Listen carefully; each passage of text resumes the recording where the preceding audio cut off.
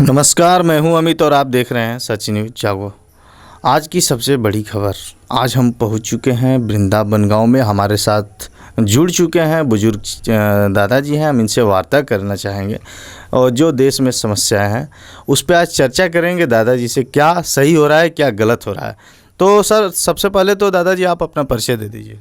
Comrade कमता Yadav, sir भारतीय वृंदावन, भारतीय communist party, रचना secretary.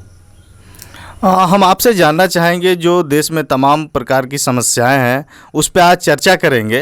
Handwara में हमारे देश के जवान शहीद हो गए और बार बार यह शहादत हम लोगों को मनाना पड़ रहा है, देखना पड़ रहा है। तो आप इस पर क्या कहना चाहेंगे?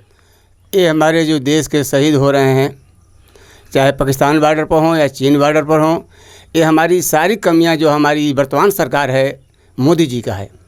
इनके वजह से सारी खतरा पैदा होते जा रहे हैं। कहीं दोस्ती फैला रहे हैं तो कहीं उनके झूठे आवाज़ और जो भी कुछ कह रहे हैं सारी बात झूठे हैं और इनके वजह से सारी शहीदी होते जा रहे हैं। सारी कमियां हमारे प्रधानमंत्री जी का है। तो हम आपसे यह जानना चाहेंगे, पाकिस्तान जो है अभी भी भारत को चुनौती दे रहा है, तो आप इस पर क्या कहना चाहेंगे?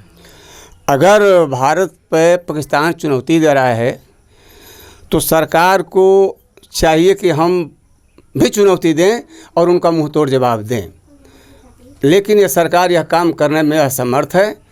एक दे नहीं पाएगी, मुझे आशा है।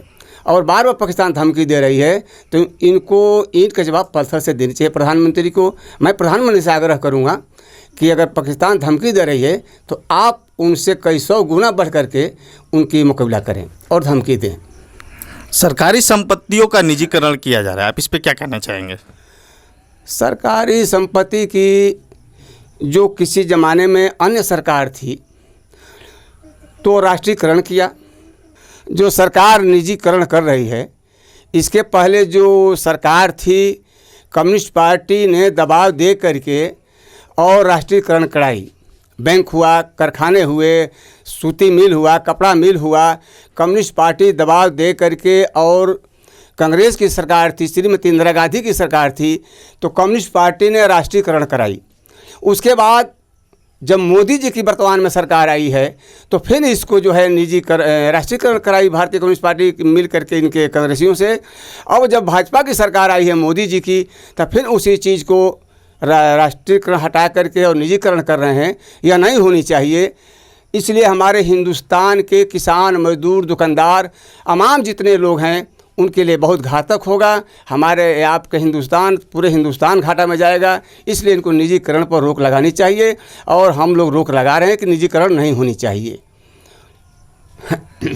आपने सुना, दादाजी ने बताया कि अगर सरकारी संपत्तियों का निजीकरण होगा तो इससे किसानों को बड़ी क्षति होगी, आम जनता को बड़ा नुकसान होगा। निजीकरण नहीं होना चाहिए।